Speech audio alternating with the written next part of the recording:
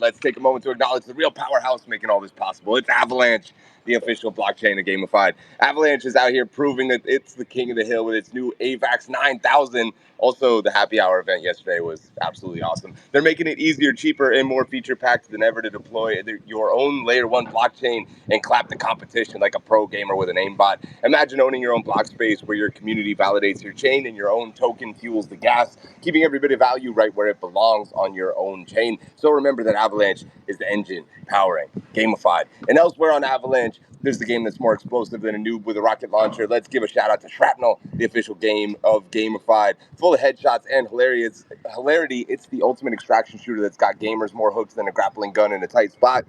With TSM Myth as an advisor, they're coming for Web 2. This game isn't just about survival, it's about thriving in the chaos, where monthly STX events have gamers battling it out for Sigma, like the last slice of pizza at a LAN party, which is powered by Stardust. Let's high-five the force field that's keeping our digital assets safe and sound. Our sponsor, Stardust, is the official infrastructure of Gamified. In the vast, often treacherous expanse of Web3, having reliable internet or having reliable wallets isn't just important, it's mission critical. Stardust is the all-in-one solution that acts like your personal shield generator, safeguarding your users' assets. Stardust doesn't just secure your cargo, it makes onboarding smoother than a hyperspace jump, ensuring you can navigate the Web3 galaxy without a hitch. In a universe where security breaches can feel like asteroid impacts, Stardust is the dependable co-pilot you need. Let's jump in with topic number one. We got Forgotten Runiverse open beta. What's the word for them having almost 1 million unique active wallets, 1.5 million hours played in the first 2 weeks of open beta, 35 million bosses defeated, and Ronin in general seemingly capturing another W with a ton of active players. What's the word, guys? I'm going to send it over to Koji first. Why me? Did I put my hand up? It's punishment because I know you're socially uncomfortable.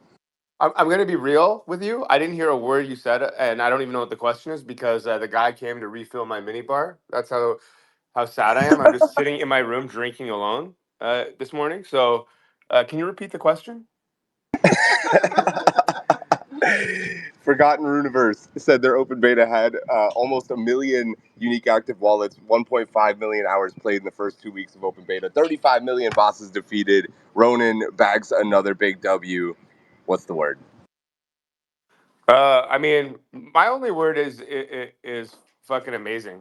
We were on a panel yesterday with some of the Ronin guys and a bunch of other games, and the fact that we would have gotten a year ago, we would have gotten excited with some numbers that were like in the like hundreds of thousands, and now that we're like some of these, whatever you want to say about some of these numbers, but like now that we're boasting like over millions. I think that's just an amazing sign for Web3 gaming in general. And I know that like some people are going to look at some of these numbers and be like, oh, maybe they're juice, maybe they're whatever. But if that's true, like we would have had the ability to do that, a year ago, 2 years ago anyway.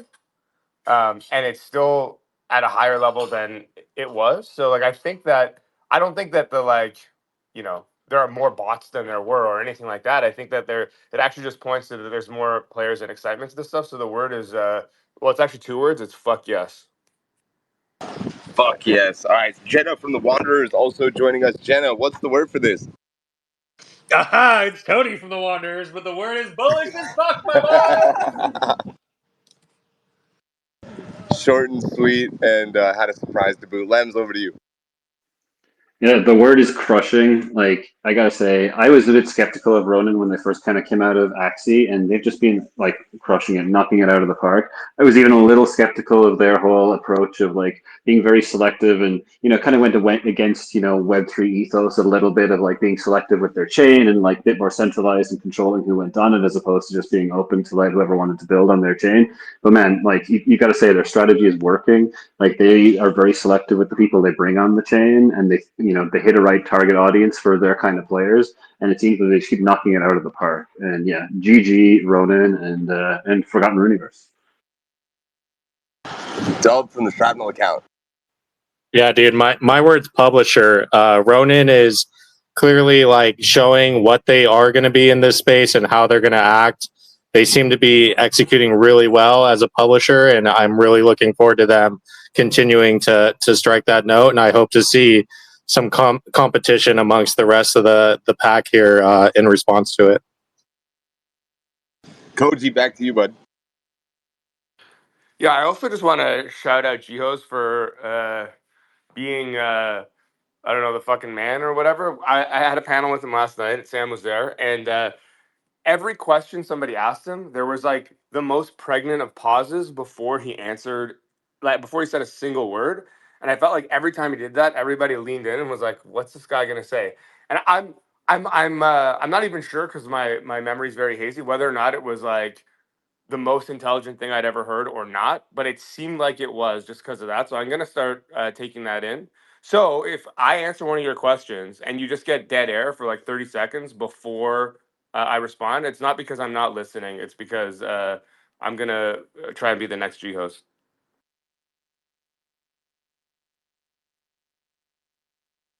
That was a great answer, Koji. Let's go over to Peyton. No, I think forgot the Runiverse. We talked to Bear Snake yesterday, who's like found a freaking amazing community, by the way, too. And also, I want to also just kind of point out too that they are one of the first games that I also focus a little bit more on the U.S. or West side than the East, and it's actually really cool that Ronin's expanding more towards games that also could possibly make it here, or not even here. We're in Singapore, but also more on the West side of things too. So just wanted to give a shout out to Forgotten Runiverse, breaking into areas that Ronin hasn't tapped in yet.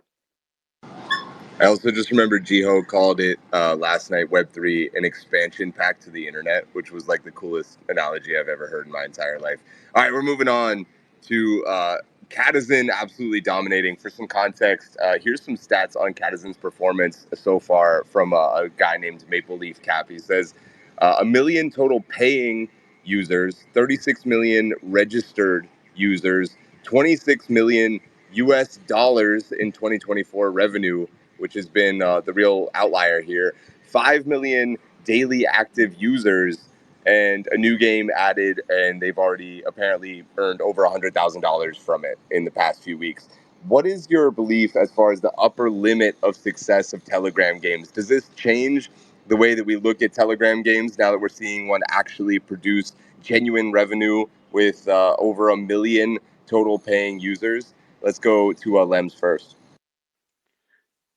This is kind of blowing me away, but it really seems that Telegram could be a real competitor with like the app stores for casual games. Like I didn't think this would kind of come out of left field like this, and we've talked about how blockchain is kind of like the free to play era, but like I feel like Telegram is really even embracing that one step further because these casual games, and some of them have like some more depth to them too. Like they're not just all tappers now. There are some actual games that have it's not going to be some crazy in depth game, but they have a little bit more, and clearly they're monetizing really well on that as well. We'll see if that was a lot of just like what is that new acronym? Pay to play to earn, or whatever, P to P to E, or whatever stupid thing that we're going with now. If people are just spending money with the idea of making more money later, or if it'll actually stick around longer term. But hey, you got to give credit. Like Telegram have been crushing it, and now that we're seeing more than just like tap for the not coins thing, like hey, this is pretty cool. So props to Catizen, and we'll see how their token launch goes soon.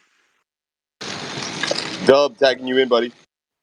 Yeah, my only hesitation towards this whole thing is, first of all, I wasn't in Catizen's early, and I was in MergePal, so I picked the wrong horse, and I just am pissed about the experience. But second of all, like I feel like there's two caps. There's a cap to the actual blockchain and the tech that it provides. That those caps are pretty clear, and it's very limiting compared to the rest of the world out there. And then the second piece is the limit of development on Telegram, right? Like the idea of an FPS shooter on Telegram is pretty wild to think about right now. And yeah, I think those two limitations in itself are going to have a ceiling that no matter how much this goes, they just can't burst past that, because PC and console mobile even will have that leg up. Tony, over to you, bud. Yeah, everything Dub just said was wrong, and he should feel bad. But no, I think that that Telegram is really going to fix a lot of the discovery problems that Apple has created for itself as it's moved from an algorithmic-based discovery system to an editorial-based discovery system. basically they just started putting the stuff that was making the most money at the top, and so there's like not real discovery for new shit on the App Store. But I think that there is still an appetite for discovery for new shit, and that is what Telegram is uncovering. And the App Store was at the time like a thing that made the world a lot smaller, if you will.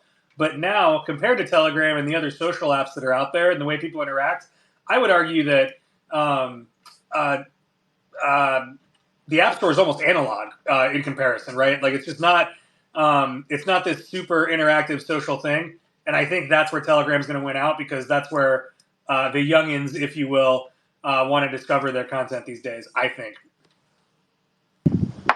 Jaxie weighs in the comments, says Telegram games are like a trend, like Beanie Babies. The airdrops will dry up. If they build off it and make more than clicker games, it could make it. But My Money says gone by Christmas. Dang, not giving them much of a half-life there. All right, let's send it over to Sinjin, who's here with us in real life, looking like an absolute stallion. I don't feel like a stallion. I'm like a broken stallion right now. I was broken last night at Web3. Gaming is inevitable. Karate combat. Hey, but you know what? This is like an amazing thing because you know what? When you have this much distribution at scale and you just have a lot of players coming in, you make money. Like a lot of difficulty that we have in Web3 is because the player base or the user base is so small and every mistake gets punished. But when you have this much distribution of a pool and it's open like this, we are just scratching the surface here. To say it's going to be gone by December, man, we just getting started here. And when you have that many players, you will find the players that want to get to your game if it's that open. So, like, this is super bullish. I think anyone who's not doing a Telegram kind of strategy for distribution right now is just dumb. Peyton, do you agree?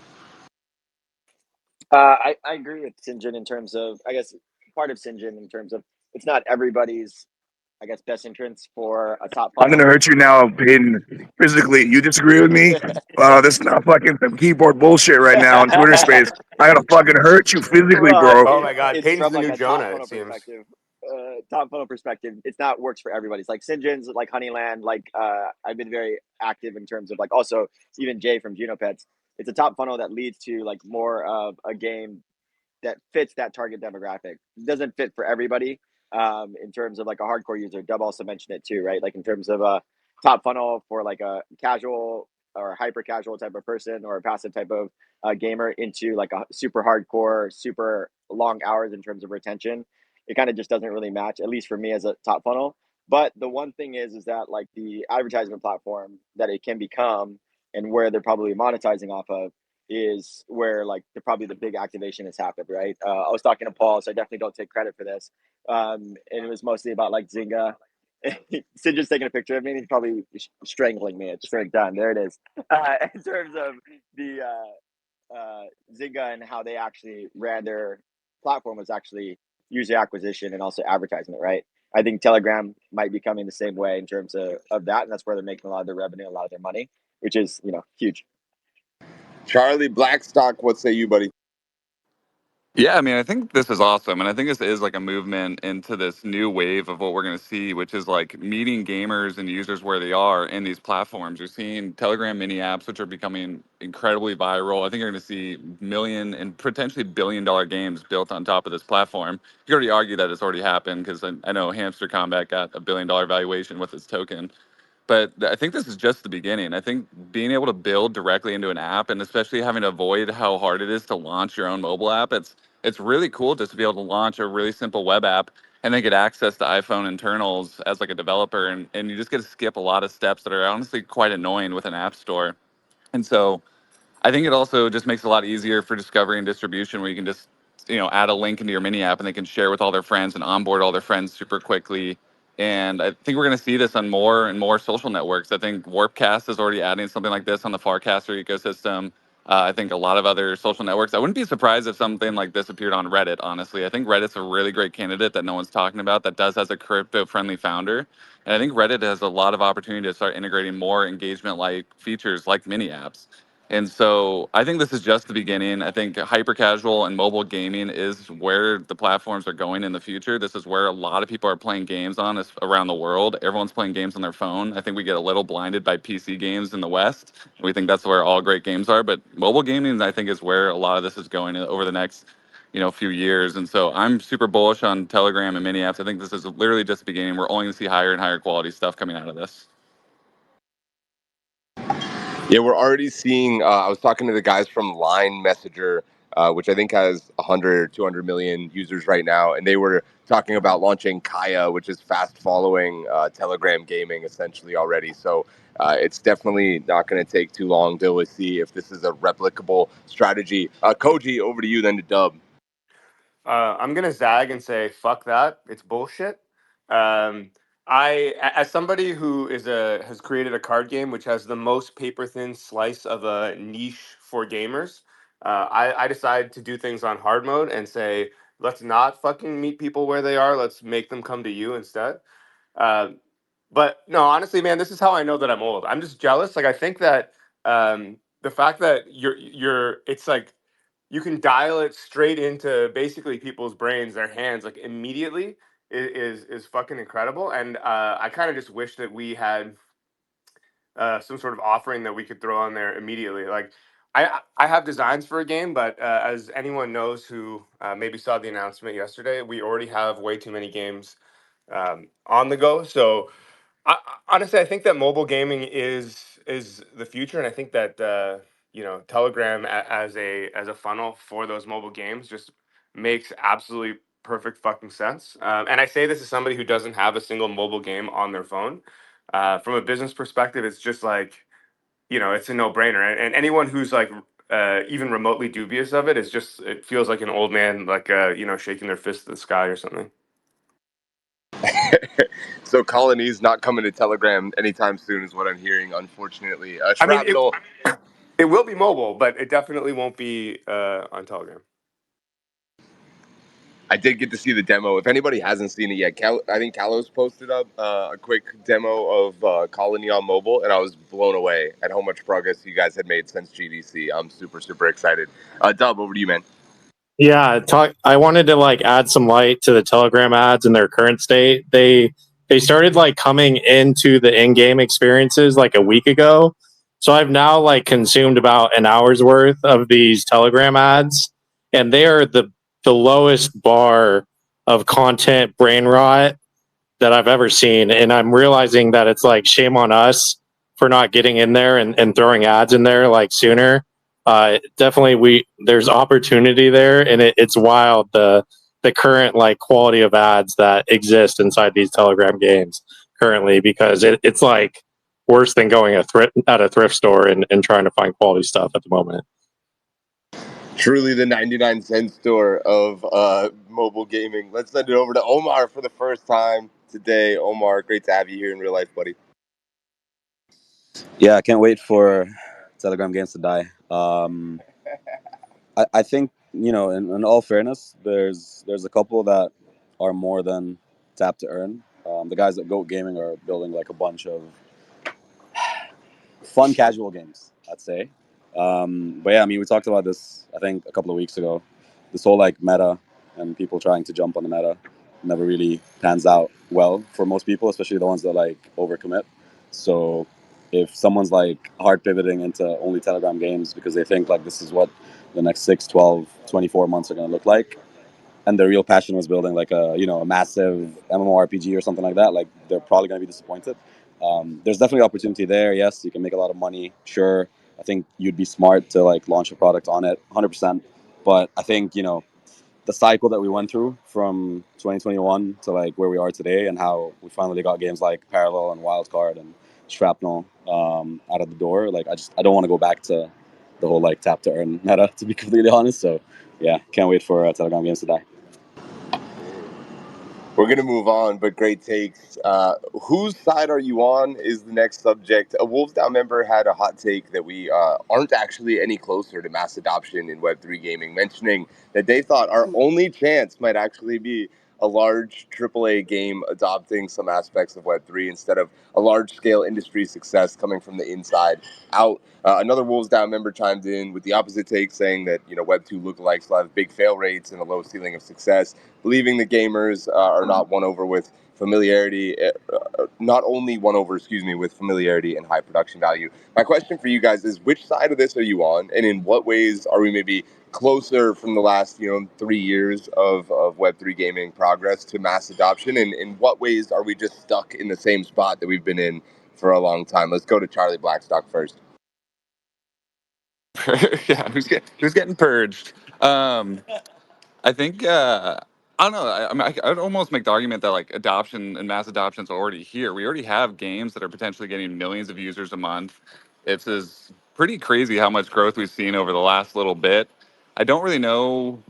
I think there's like this desire, especially to have this like crazy breakout AAA title, and like that somehow makes this a more realistic space. But we already have so many games, especially mobile games, that are attracting hundreds of thousands or millions of users, and that just feels like mass adoption to me. Like I think that we still act like this is such like a baby space, but there's been such incredible growth, and there's really great teams, and I think really great content already out there.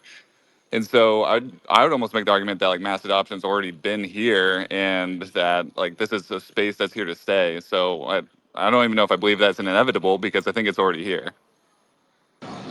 Dang, big words from a big man. Let's go to Omar. Yeah. Yeah, I think we're definitely further along. Like 2 years ago, Ubisoft wasn't a conversation. Today, I think they have two titles that are like properly built in Web3, and I think they get a lot of shit for what they do with Assassin's Creed, but I don't think we give them enough credit for what they're doing in Web3 because they're trying to do the right thing. So I think, yeah, I mean, it's a bit of both. Like we need good games to come out of the space. We also need solid IP potentially entering the space as well, which I think is happening, and it wasn't happening before. So if I had to reflect on the past, yeah, I'd say we're definitely closer. Number wise, I mean, I don't know. Like you could argue with yourself about how many users there are today versus 2 years ago. People used to say it's 2 million, like back in 2021, and we used to say they're all bots. Today it might be a multiple of that, but you could still argue they're all bots. And at the end of the day, what you need to realize is there's a Web3 game on PS5. There's a bunch of Web3 games on Epic Game Store. There's a bunch of Web3 games that are like skinned down on Steam. Like that didn't exist 2 or 3 years ago. So we're definitely a lot closer than we were before. I'm inclined to agree with you, but is Tony from the Wanderers account? Yeah, I was at PAX this year with Sir Dubicus over here, and one of the things that I thought was so cool was My Pet Hooligan and Riftstorm and a couple other of these games were just hanging out at PAX, and all the little kids with their fucking cosplay and their plushies were getting in line to play, and they were super excited. And there was no like, oh, what are NFTs? What is the blockchain? These people were just like loving running around as cartoon rabbits, shooting each other and rifting in the storm or whatever it is that you do in Rift Storm. But there were like good lines around these booths. There was excitement, there was energy, and there was not a stigma. Again, I always talk about mobile gaming in the way that it felt like there was around mobile gaming at this point in its life cycle. So I don't know if we're quite there, mass adoption, but little Toby hanging out at PAX, he's getting down with the crypto. Peyton, the God King of the Wolves, down the pooches. Yeah, man. I love the intros that are kind of like entwined with the people. Amazing. When it comes to like mass adoption, I was like, I don't know if that person like that kind of said if we're further along, closer to mass adoption or not, or if we're the same exact place. Is like, there's no freaking way we are at 2 years ago. 2 years ago, there was like literally nothing other than like Axie, and there was a whole bunch of like other rugs, and people were being funded. And now, there are people playing in all of these like Web3 gaming communities off the grid over the weekend and literally changing their schedules around. Like me and Sam and Blake like play Sparkball, and it's something that we legit want to play compared to other Web2 games. So for people that don't know, Wolves has like a game night on Wednesdays, and we don't play Web3 games a lot of ways. We like play Ground Branch, play co-op games, we play a whole bunch of things that are like Web2 because COD, exactly. We watch Oliver have like 20 20 frame rate or something like that, trying to fix his Discord when it comes to streaming. But then like there in this last year, it kind of shifted, right? There was like Super Vibe in the rotation, but then there was Sparkball in rotation. Then there's Off the Grid in rotation. Then there's Shrapnel in the rotation. There's all these different types of things in rotation that definitely would have never happened 2 years ago, where it's all theory, and now there's actually like tangible things that we can get our hands on. And I think that's something that's beautiful, and we are definitely way closer. And I think that's when me and Omar had a spat like about a year ago. I was like, why are we having an award show for games that are not shipped yet? But now, like literally in Manila, in a few months, we're going to have people hands, and like there's an actual like a consumer facing conference, which is YGG Summit. And I'm so excited about it. So whoever that was, I don't know who it was. I'll probably get into Discord later and snoop around. But like I think we are so much closer to mass adoption than we've ever been.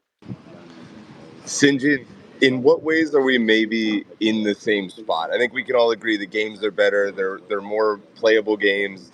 The practices in implementing Web3 are maybe a little bit more sustainable. But in what ways have we not made as much progress as you wish we had? Yeah, thanks, Sam. When I listen to these guys, sometimes I feel like I'm surrounded by little nerdy little peons helping each other jerk off, because obviously we're nowhere near mass adoption. Because relatively on like a dev side, yeah, we progressed a lot, but it's not about a billion users, it's a billion in revenue. Once we have a game that's making a billion in revenue, then we're really closer to mass adoption, and that's just with one title. But right now, like, we're just a bunch of nerds hanging out. Well, you guys are a bunch of nerds hanging around, just peoning each other and like making each other feel better. We're really not there yet. We're still really in the dev stage of things. So yeah, stop touching each other, boys. Koji, I know you have some thoughts on this one, brother. Oh, for sure. I mean, I'm glad that you called on me after Sinjin said we were all jerking each other off, because now I'm just disappointed that I'm not getting jerked off, to be honest. But outside of that, I think that like let's look at what the other guy said, which is basically like, oh, real mass adoption is going to come from a Web 2 game adopting Web 3, and I actually think that that's like, uh, given the current state of things, somewhat ludicrous. If you look at the current state of Web 2 gaming in general, like most of the big studios are putting out games, and even those aren't doing that well. So it's not as if like making a game, even from a Web 2 perspective, from a giant studio, is a guaranteed success, right? And then you layer in Web 3 on top of that. Like, I think that it's ripe for failure anyway. I think that if mass adoption is going to come, it's probably going to start with something like, let's just imagine that you're playing something like Lethal Company or one of these games that's taking on viral success, except it has like a Web3 element. It's probably going to start there, and that's where the mass adoption is going to come from. I don't think that it's really just going to come from the Ubisofts of the world or what have you, because I think that like they're just as prone to failure. And if they're going to dump a whole massive check into one of these games and it's going to fail and they get burned, they're more likely to never touch it again than they are to keep trying. So I think that we are somewhat closer to mass adoption, but I kind of also agree with Sinjin that like I don't know that it's here yet. I always go back to this sort of like eye test, the litmus test of like, are any of my friends messaging me and saying, hey, have you played this game? And then throwing a title at me and it ends up being a Web3 game. So far, the answer is no. I think that once that starts happening, then I'll start to sort of sway towards the side of mass adoption. I mean, the truth is some of my friends haven't even tried Parallel yet. So, I mean, how good can those friends actually be? But yeah, I don't know. I think that like we're getting there. Let's not overestimate where we are, but let's not just kind of throw our toys down and go home. Like it's gonna come from us. We just have to keep pushing. Yeah, right before you admitted it yourself, Omar said you need new friends to me. Over to Shrapnel Dub, and then to AVAC. Yeah, the thing I want to add on to this is that a lot of people think that they forget that this is like a very regional thing, and that Web3 gaming is being much more like proliferated and mass adopted in other regions. And just because it's not blowing up in North America still doesn't mean it's not being successful. And it frustrates me because I constantly feel like the viewpoint and the opinions of North America is like being used as representing the world when it's really not the case. And even though there are a lot of the gamers and creators there, we're still seeing a ton of success. So once we start seeing more positive news out of North America specifically, I think that's when I'll feel better. But also, I'm feel like we'll be riding the curtails of big players like Sony as well, and getting like real adoption going here. My boy Zach D Dragoon says Web3 gaming is inevitable, but mass adoption to me would be to assume that every major gaming company would be utilizing the tech. Still, a lot of unneeded solutions getting solved. Games are building for economies in the state/empire stage, not realizing that we are still in the tribal state, maybe early stages of statehood in civilization advancement. Damn, Dragoon coming with a big brain. My early morning head can barely handle that. But let's go over to the Avalanche account. I'm not even sure who we have today. Is it Coop? Is it Park? Is it Ryan? Who we got? Exactly. Who is behind the Avalanche account? It's your boy Sneaky Alex behind the AVAX account coming in. Yeah, new account behind the mic, and happy to see a lot of familiar friends and faces up here. Dude, like you said, Sam, Forgotten Runiverse, 1.5 million, wallets. I don't think that's something that you can just bat an eye at. 2 years ago, like Peyton was saying, those numbers are like inconceivable. And if you were telling us 2 years ago that there are games that are hitting those numbers, we're going to be saying like, oh, hey, we made it in a sense. But at the same time, right, all of us are feeling like, oh, hey, where is retail? Why doesn't it feel like there's this sense of mass adoption? And I'm wondering, how much of those 1.5 million folks coming onto, Forgotten Runiverse are going to go downstream and play other titles or go deeper into Web3. I think in the last cycle, what we saw is quote unquote mass adoption from retail and NFTs. It was so easy for someone to jump into NFTs, but then jump into another collection. And then you saw like people really get indoctrinated with Web3 and the tech. So that comment that you just read about tribalism actually rings really true to me, Sam, because it seems like, everyone are fighting for these, users and user acquisition. But then once you get those users, you're like, oh, hey, they're mine, and I don't know if everyone else in the space is seeing that activity or even benefiting it from it. All these games on Ton or all these games on mobile having so many millions of users, but then some of us else feeling like, oh, hey, where are those users for our games? Great to have you, Alex. That was a fun surprise, man. Welcome to the party. We're moving on to the next topic. What's the word for the hostage feature with proximity chat in Black Ops 6? Black Ops 6 is currently in beta. There's been a bunch of new videos going viral over a new feature. You can basically, Oliver's very excited. You can sneak up behind someone, and instead of just assassinating them, you take them as a human shield, and then it opens proximity chat, so you can basically talk with the person live that you're taking hostage live in the game. This also activates. Sorry, I'm reading the same thing twice. Before anyone asks, yes, you can disable the proximity chat if you don't want it, but that's lame. We don't. All my homies hate those guys. What do you think about this feature? And would games think of more ways to integrate proximity chat in the future? But I also want to expand this topic to encompass this concept of like adding a unique feature for viral moments. Like we saw this with Among Us going, insanely ballistically viral because of these social moments that it sort of enables, and how much that helps the marketing team whenever we know that marketing is sometimes the biggest part of any budget in game design, period, and how much this can kind of shortcut that. I'm going to send it to Oliver first because I know he's absolutely geeking out over the new Call of Duty. Yeah, I mean, if you haven't played the BO6 or Black Ops 6, it's really, really good. I thought it was like one of the more impressive CODs that I've played since some of the first CODs came out. I'd say it's right up there at the top of my list right now. Obviously, it's new, it's fresh. They have this new movement system, which is like, I think it's like 8 directions that you can move now.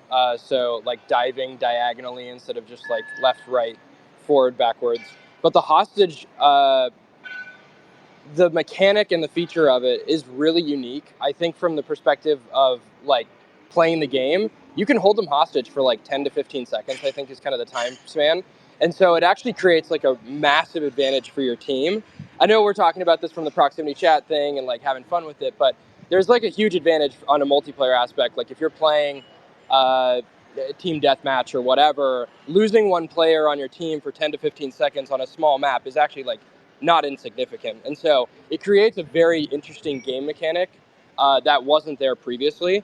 From the proximity chat side of things, I think it always is awesome to see.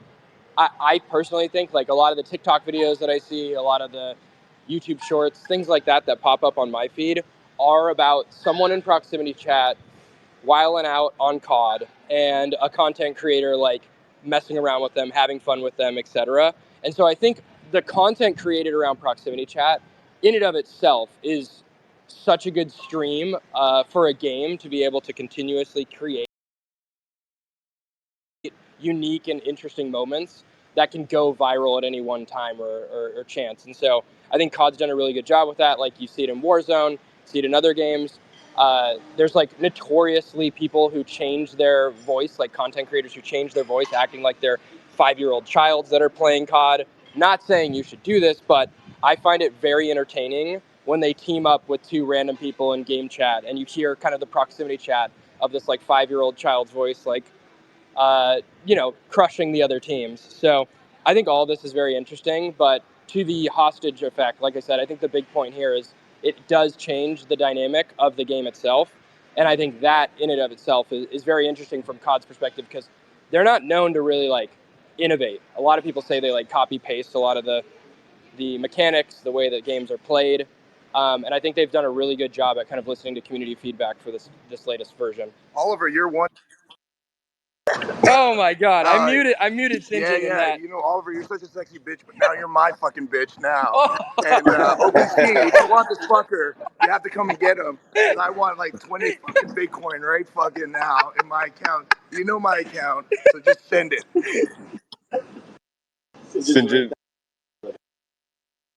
Sinjin ran over to him, grabbed him by the neck, and held him hostage over in the corner poolside.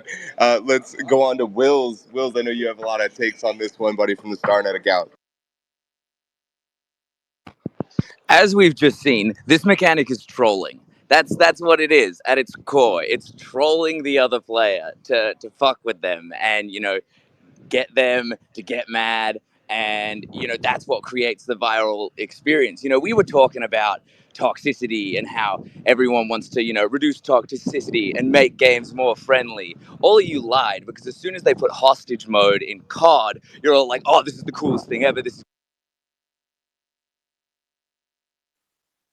And I accidentally muted. My bad. I thought it was me. Thanks for taking the bullet lens. All right, Wills, you're back on.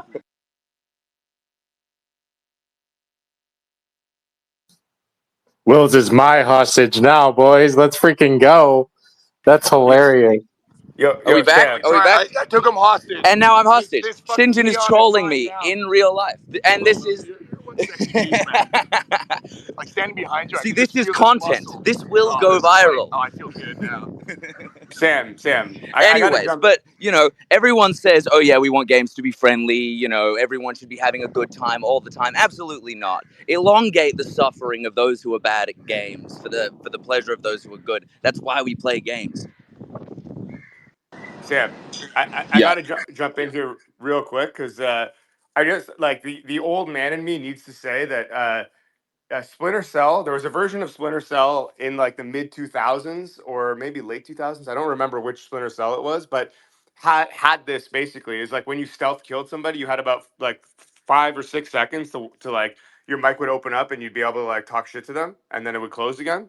So I mean, I think this is just like time is a flat circle or whatever. But I also agree with the take that we're just gonna get a mass amount of trolling and toxicity, and I'm kind of here for it. I think it's really brave. I also think it's really brave that Oliver representing OpenSea is just openly chatting about 6-year-old children. So good on him. Shady Shiba in the audience says he was taken hostage by somebody named Helen Keller and just says that it was an experience. let's go to Omar, and then we'll go to Tony. Yeah, I think to Oliver's point, it's refreshing because Call of Duty was getting a bit boring. He might not like to admit it, but the last couple of ones were pretty lousy. And I think it's Sinjin's creeping up behind me.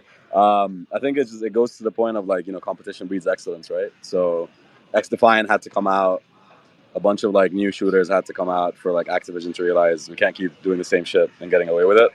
And so they finally started introducing stuff like you can fucking like jump across all these different diagonal angles, and you can now kidnap people and take them hostage and talk shit in proximity chat. I think proximity chat itself was like a new refreshing feature when it first came out, but yeah, it's nice to see that they're finally waking up. I think if this happens on the sports side as well, maybe FIFA stops being such a shit show.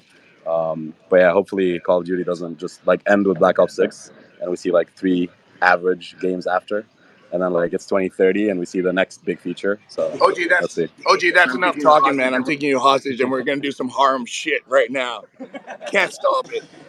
Dude, unfortunately, I would be willing to bet thousands and thousands of dollars that they're like, all right, we did something interesting. It's time to take a break until 2035. We're just gonna coast on that. All right. Yeah, it's possible they nerf it too. All right, Tony from the Wanderers account. What's your take on the hostage feature, bud? I feel like there's a non-zero chance that 20 years from now, the words "no further comment, Your Honor" are going to be heard after a playing of this recording in a courthouse somewhere. But maybe it's going to be Oliver when he's on his serial killing spree, or Koji when his past catches up to him. But it's going to be this one that brings us down.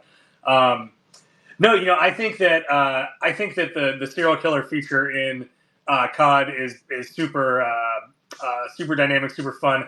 I wish that they would let you send your whisper, your like craziness to the person via like a DM afterwards, or maybe not a DM, maybe that's too invasive, but maybe like within the lore of the game, like you could send a recording of yourself to their mailbox, whispering your creepy "I just killed you." I think that would really take the mechanic to the next level. John Hook, the man who fought last night, is en route. He's almost here. Excited to see you, John. He says, "Can you send the biggest dude down to carry me up whenever I arrive?" John, you'll be all right, man. All right, let's send it over to Dub from Shrapnel. Yeah, dude, this thing is freaking beautiful. I'm in shock. I'm lost. Like as soon as this is over, I'm downloading COD and I'm getting back into it, even though it's been a literal decade since I played that fucking game. But like really focusing in on streamable moments, and someone brought this up earlier, is like so key. It's what we've been actually doing behind the scenes at Shrapnel lately, is just really taking a look at our past experiences, seeing what is a streamable moment, and then seeing what more of those we can create and how we can get rid of the rest, right? And I think that's a big thing for FPS specifically, and for game development to kind of work. So like I'm just in awe. I'm in shock of the whole thing. Like it's on my Xbox Live chat days are coming back to me, and I'm about to be unhinged. I'm gonna have to stream for this whole thing, but I'm terrified that Sinjin's gonna like bust through my door and abduct me at this point. Charlie, over to you. I am all about this. Bring back cyberbullying. This is just a throwback to Call of Duty 2. I don't know, that's the lobbies that I grew up on. That was the most horrific place ever to grow up as a 14-year-old, was the Call of Duty 2 lobbies. These kids don't know what it was like. They need something new. They need a new feature. I love this. This is going back to its roots. Let's bring it back. Start the bullying. I'm here for it. I learned some horrific new words the first time I booted up Call of Duty, and I hope the new generation can too. Alex behind the Avalanche account. I'm tagging you in, buddy. Heck yeah, Sam. Why I love this so much is because they're adding in multiplayer social moments into the single player experience. So we all know it can get really lonely just grinding out 10, 12 hours of an FPS. And so them integrating you being able to interact with more people, making it more social, I think is going to have some pretty big impact on their engagement and retention numbers. Koji has the hand back up. Yeah. For everyone excited about this, I just can't wait for you guys to find out how many people actually had sex with your moms.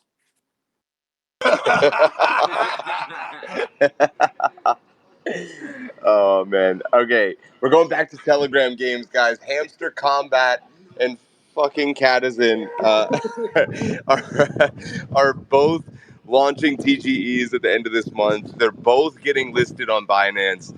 My question for you guys: what the fuck is going to happen with these? Okay. Notcoin previously listed being the first major Telegram game to market and is currently sitting at an $800 million market cap. However, they did also get a Binance listing, which obviously helped their their valuation. Binance does seem to be pro Telegram games in general, so I'm curious if we're going to see a bunch more of these, or if they're going to kind of do these to see how it goes, and then we'll sort of see it play out from there.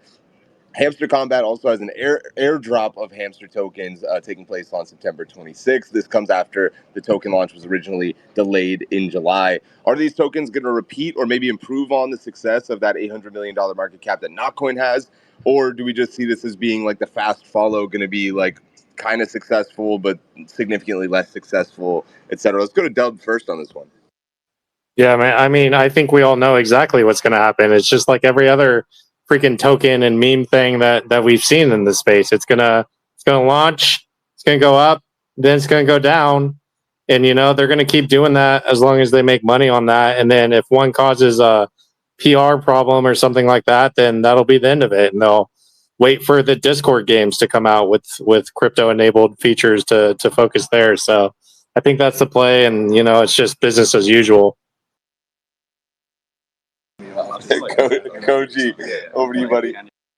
Yeah, I mean, if anyone wants to know my real thoughts on this, just join my friend tech, or just have a look at some of the pump.fun stuff. And no shade to any of those projects. I think that I hope that these are the exception, and it's not just another cycle of here's the narrative, let's pump this shit up, and then there's going to be a few more Telegram tokens or games that release tokens, and then we're on to the next thing. But if history has taught me any lesson, like Dub said, it's just gonna, it's just another iteration of the cycle. I hope that it isn't, for the sake of these projects and anyone else who's investing in it. But yeah, my gut just tells me that it's gonna pump until it isn't, and then we're gonna be on to the next.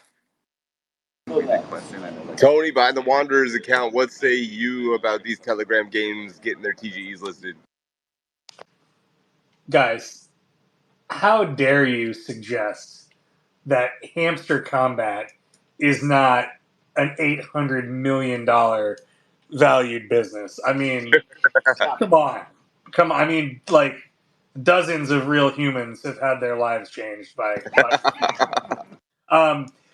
I'm not quite as cynical as my tone and sarcasm might sound, or as Koji and Dub. I do think, like I said earlier, the real value that we're seeing out of Telegram is in the discovery and the amount of distribution that it represents.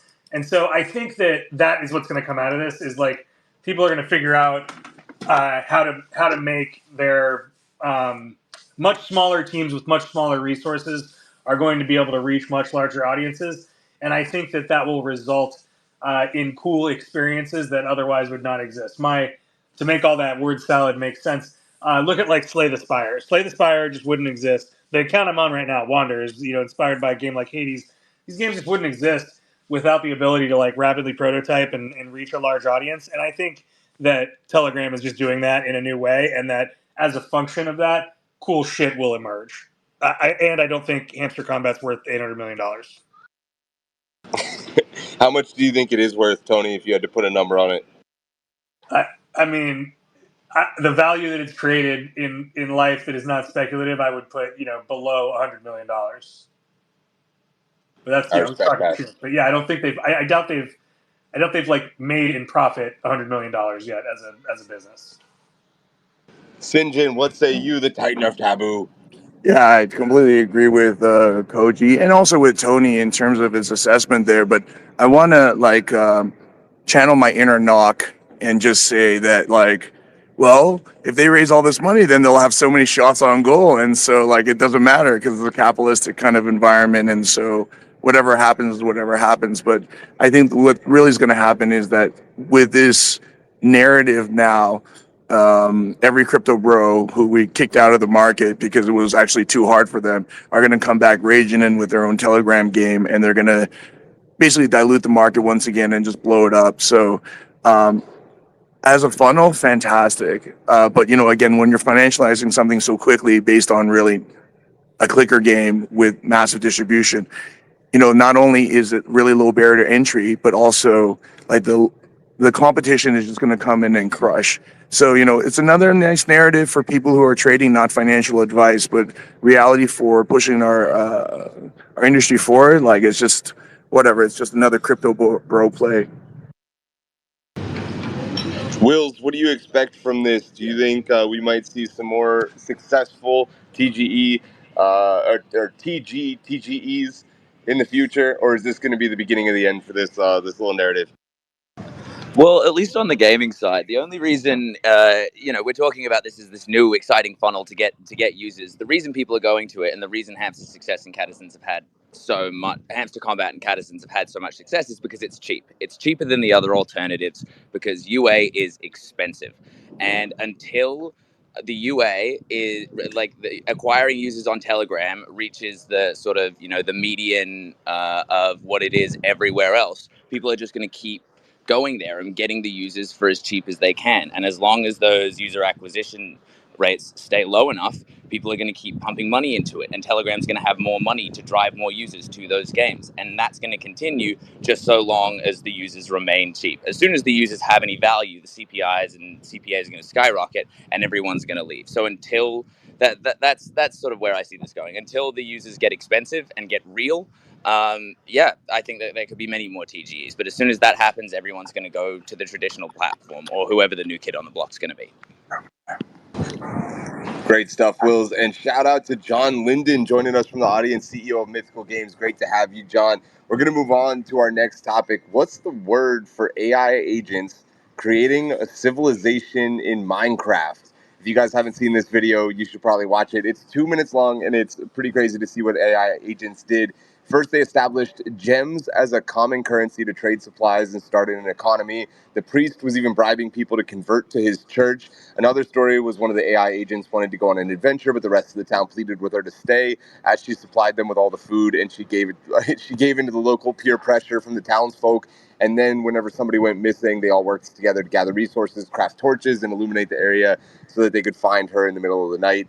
This feels very colony-esque, so it's only natural that I would send it to Mr. Koji first. Koji, what's the word for this? Yeah, the word is fuck. These guys are eating my lunch right now.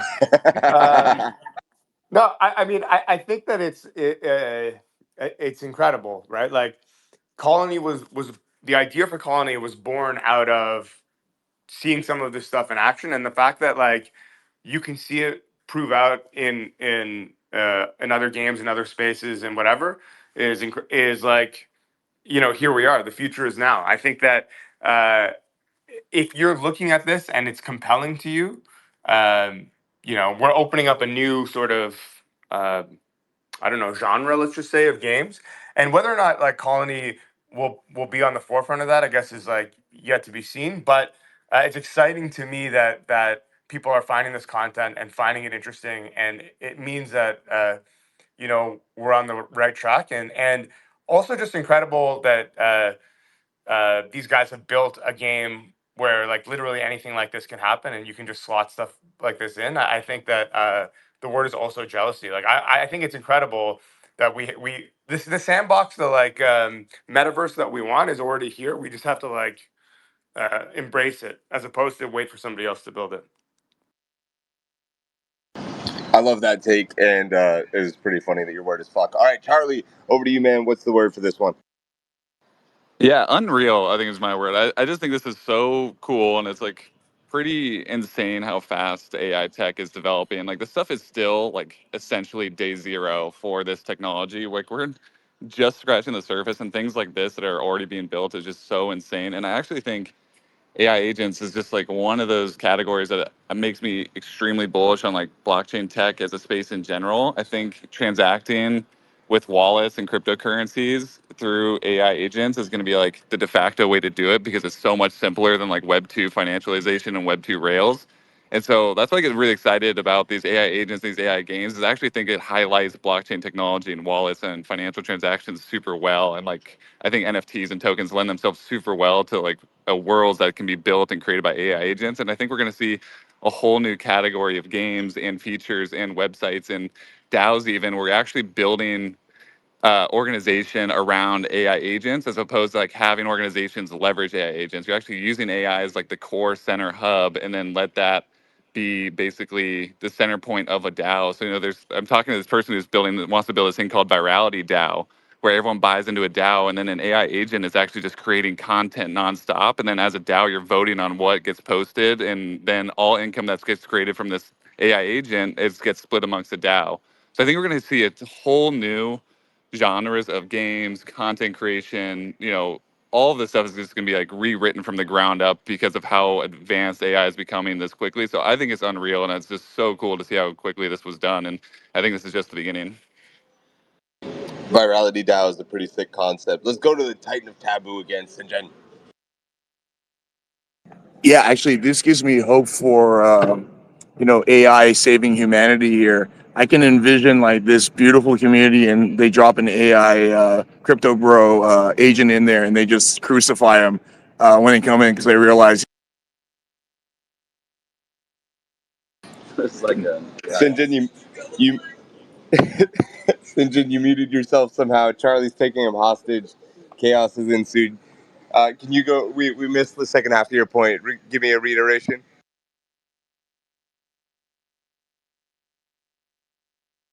And so, yeah, pretty happy with that. Yeah, a little technical difficulties on Sinjin's device.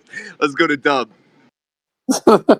Dude, for me, it's like, dude, let's just get weird with this shit. Like, I want to see real humans put into the mix of this game, and then for it to be like real world economy, so that way the AI is taking like ETH directly from the other players and the humans, and like there's just so much farther we can go with this, and like especially with Telegram games that are clearly like 25 to 75% bots right now interacting with cash. Like, what if it goes one step further where it's like the basis of some core economies for large MMOs or whatever, or just all AI agents? And then the next layer on top of that is the human interactive layer, which is just wild to think about. So, yeah, dude, real Pandora's box here opened up, and I think we should just get weird with it and send it into the nether. If anybody's gonna get weird with it, Dub, I know it's gonna be you, buddy. Let's go to Tony from the Wanderers account. I think about my daughter when I think about stuff like this, and like for her, watching an AI agent play Roblox or interact with media is like pretty indistinguishable from watching a real person. And I can see a world where like Survivor, for example, is like fully AI, right? Like someone buys the rights to fucking Jeff Probst's face and voice and is like hosting Survivor for all eternity in Minecraft using AI agents. Like I could see that being a universe that exists fucking not even 10 years from now, right? And so, if my pea brain can think of stuff like that, like I can only imagine what entertainment is going to look like in 5 or 10 years. I think, the only thing we're missing is our flying cars. I was promised flying cars like 40 years ago, and they're still not here, Tony. So bad example. Omar, over to you, buddy. Hold on, Sam, real quick. My brothers in Christ, what is the word? Please, I need a word. Thank you.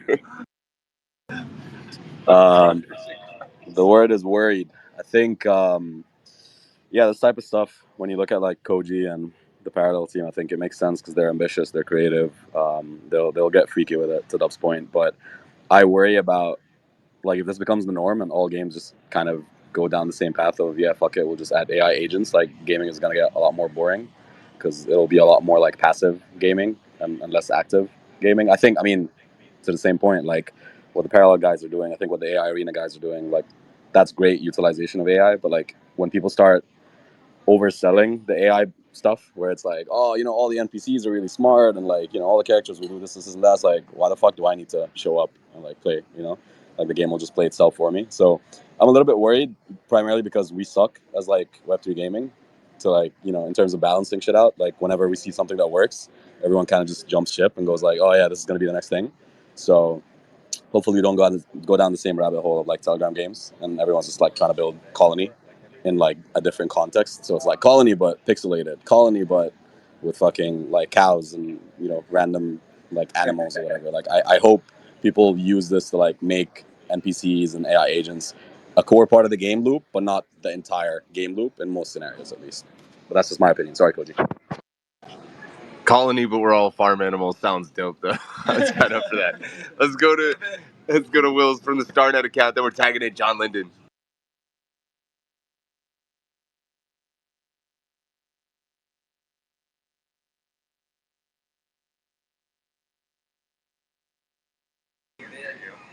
Will's having some technical difficulties. We're gonna go to John, and then we'll double back and see if Will's connection can fix itself. Hey guys. Well, first of all, first time here, man. This is actually, I have to admit, this is a little refreshing. I've jumped on a few of these Twitter spaces, and it's a bunch of shit that I don't want to hear about. But you guys are talking about real stuff, and one, thanks for promoting me, man. This is great. Telegram, AI, all this stuff. Now, I think it's really interesting. Like I said, I'm probably older than all of you guys combined. It feels like I've been around for a while. But you know, I think everything in moderation, right? I do know that the AI stuff. I mean, I think the AI is actually going to be bigger in other areas rather than the AI agents. I think that plays a part. Somebody mentioned earlier. I'm sorry, I missed your name, but like, yeah, if it's all AI agents, it's going to be it could be super boring to watch in most games. I think there's specific games. I think, you know, I don't know a lot of what Koji. I talked to Met you yesterday, but I think what you guys are doing sounds really fascinating. I think it'll be some games that'll do it, right? But I do know we are starting to see big guys do looking into this. One of my good friends, Leslie, he was creator of Grand Theft Auto. I know they're going very deep into AI agents. But I think to me the bigger play, frankly, is having AI help the community extend the game, right? And I think that could be really fascinating. You know, letting community, you know, right now, you know, games take, you know, we have so many story, narrative, things like that to just coordinate the story so it feels real. But I think AI is going to be able to let anybody contribute and let it fit it in, you know. So you can suddenly expand these worlds and they're still cohesive. So to me, I think that's going to be interesting. And then with that, AI agents will be part of it, but it'll be more on the NPC side, right? They're guiding you through.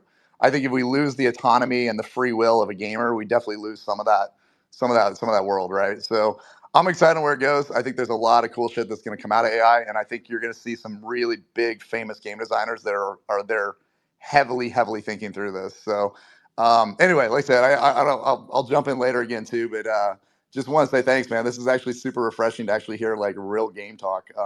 It's rare, it seems like, on these Twitter spaces. So thanks, man. It means the world to me, brother. I really appreciate you saying that. I appreciate you joining. And please stick around for the rest of the conversation. We'll be here for another 50 minutes or so. I'm sending it to Charlie Blackstock. Charlie, what's the word? Then we're tagging in Koji.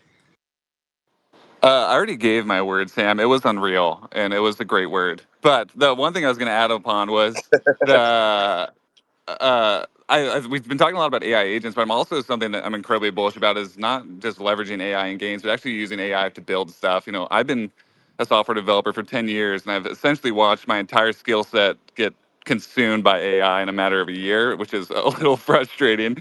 But it's also like just inevitability with the way I see this is going, and I'm really bullish on leveraging AI for building. I think we're going to see an unbelievable game starting to come out of 1 to like 3 or 5 person studios. Like I think we're going to see a huge movement to really small studios leveraging AI to build incredible games, and we're just going to see, I think, an explosion of content and games, and I think they'll all be really high quality because I think you'll be able to leverage AI agents to build software well. It's like pretty surprising at how good AI is at writing software already. I still think it's not really going to replace an entire development team, but I'm really bullish on AI not only in games, but I'm also really bullish on it being used as an ability to build great games.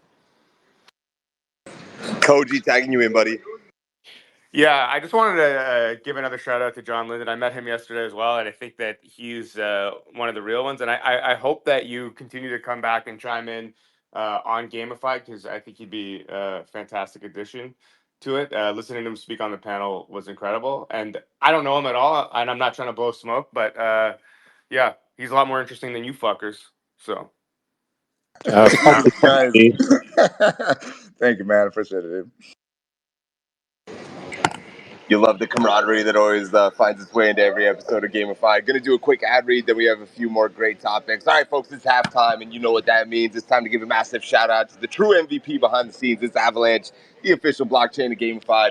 While others are banging their heads against the wall trying to make blockchains work, Avalanche has cracked the code with Avalanche 9000, making deploying your layer 1 smoother than ever before. But why stop with just any blockchain when you can have your very own? Avalanche has you not just playing by somebody else's rules, but you're setting the rules. It's not just a pipe dream. This is the reality that giants like Shrapnel, Gunzilla, MapleStory, Universe, Solo Leveling, and more are already living.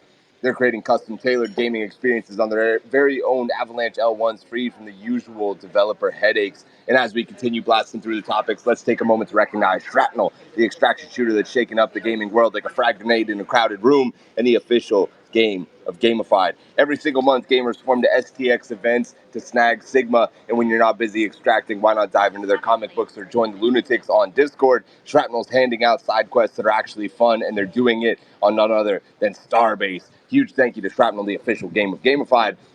And as we reach the midpoint of our galactic mission, it's time to highlight an essential part of your gaming arsenal, Starbase, the questing platform from Stardust that's revolutionizing how you earn in the Web3 universe. Starbase isn't just a platform, it's your command center for high-stakes missions where you earn gems by playing the most thrilling Web3 games in the galaxy. In the ever-expanding cosmos of Web3, finding a platform that rewards you for your time and skill is more than a perk, it's essential. Like mining a rich asteroid field with Starbase, your gaming experience doesn't just entertain, it rewards and empowers. So let's get back to exploring new worlds, knowing that Starbase has every quest is a little bit closer to galactic treasure. All right, let's move on. We have a quick fun topic here. GameStop is introducing retro stores, which I'm super curious to see if anybody thinks this is doomed or destined is the game mode here. GameStop had a 10% share increase after announcing that retro GameStops will sell older consoles. Is this a doomed attempt at making failing brick and mortar stores work, or is this destined to bring some excitement and nostalgia back to a hungry physical customer user base? Koji, I know you're literally a person who collects old skate VHS tapes. You have to have a hot take on this one. I mean, it's destined, man. Anyone who says otherwise is like absolutely out to lunch. All you have to do is you know, travel around Asia for a bit. They're usually way ahead of us. They've had stores like I mean, there are stores like this already in North America, but they've done it on a mass scale for a long time already. Anyone who's wandered around Tokyo knows there's no shortage of retro gaming stores. And so the idea of somebody, you know, bringing that to the sort of Western market en masse makes a lot of sense. We are a culture obsessed with huffing our own nostalgia. Remembering when things used to be better is the like most powerful drug there is. And so, I think that yeah, I think that it's going to do really well. And I think that you know, if nothing else, if you're interested in like buying NFTs that are going to pump or whatever, like maybe now's the time to just like pack up and buy a whole bunch of fucking retro games because I think it's going to go through the roof. Dang, interesting take there. Dub from Shrapnel, I saw you hit the thumbs down, buddy. Why's that? Dude, if you guys, I know a lot of people think I'm just full of shit and I'm just out here spewing garbage, but I spent a literal decade in brick and mortar retail before all of this. And Koji, I'm sorry, despite all your valid points on nostalgia and everything like that, a rapid growth strategy into a niche market in a segment that's not working, especially under a brick and mortar plan in the current market, is just doomed for failure. I've seen so many sporting goods stores, thousands of them, spin up niche golf stores, niche whatever, like skate stores too, and just for them to ultimately pack them up. They're going to open up, you know, way too many, way too fast, and ultimately this is going to be like a 5-year. They're closing up afterwards because there's not enough market there, and it doesn't make sense for brick and mortar physical locations. I love the take. I always love your experience from the sporting goods industry. There's a surprising amount of parallels every time. Tony, curious on your thoughts, bud. Yeah, similar to Doug's take. I don't think that there's a. I don't think that this particular execution of the idea is likely to work. And I actually think it's less to do with product market fit. I do think that We saw demand for things like the mini Nintendo systems that Amazon sold out of in 8 seconds for several months a few years ago. But I do think that the problem that GameStop is trying to solve is in direct tension with the product they're trying to sell. And what I mean by that is, like, the problem they're trying to solve is they have all these fucking 30-year leases that they got locked into before the world changed and COVID hit. And so they're trying to justify an asset that no longer has reasonable justification, right? Now, do I think that if GameStop was like, "Fuck it, we're shuttering half of the businesses or the physical locations, and we're going to become the de facto online store for retro games," I think that might work. But then why wouldn't Amazon just do that? But I do think that the demand and the market is there. I don't think that the demand in the market is so much there that it's going to solve the 30-year lease problem. That is such an interesting wrinkle that I'm glad you brought up. I think that's 100% why they're trying to pivot these stores. I'm also curious if you guys think that they should be evolving the store a little bit more. I saw some videos and pictures online where it pretty much still just looks like a GameStop, just with different inventory. And I think part of what they seem to do a lot better in the East is actually thematically designing an experience and not just sort of being like, no, there's N64s now. So let's tag in Wills from the StarNet account.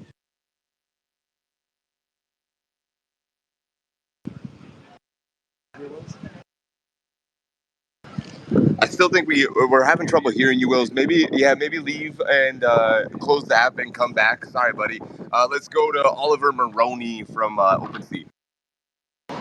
Yeah, I think this is interesting. I'm a big nostalgic video game. Anything with nostalgia associated to it, I think that there's a lot of personal interest, like kind of sentiment that is generally positive. It brings you back to the moments of going to a Blockbuster, or the moments of playing Xbox on LAN.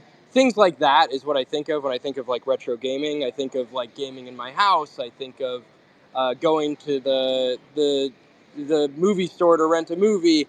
I think bringing some of that back is actually quite interesting. I don't know if it works, but I think there's a lot of people out there in the world that miss some of these, like, going into in real life stores to purchase things and have that experience. Whether GameStop can actually do it, I'm very unclear on. But I will say that I think the GameStop experience has shifted and evolved. I go into GameStop probably once a month still. My kids play video games, so picking up the latest video game at the store is actually more intriguing to them than buying it like on the Nintendo store or whatever. And so I find that quite interesting, even in the younger generations, that people still want to actually go into a physical location and buy something. And I think, actually, we're all here in Asia. There's a pretty interesting correlation between like the retail side of things in Asia versus the retail side of things in the United States. I don't want to go shopping in the United States most of the time. Like, I really dread that opportunity if I'm given it.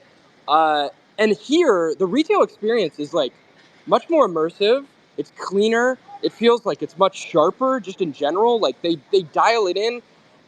There's interesting stores and the way that they set things up and the marketing and kind of the design behind all of it. And so I think there's something actually really interesting here. The last point I'll make on this is that GameStop has been leaning into like sports cards, collectibles, things like that. And retro video games have become a really hot collectible item.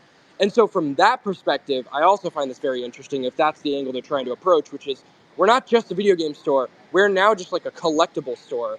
And we have the opportunity to sell trading cards, graded trading cards, retro video games that either are graded or ungraded, things like that. And so I find that very interesting as well. So from my perspective, GameStop doesn't have much to lose. They have all these retail locations. They're not getting rid of all of them anytime soon.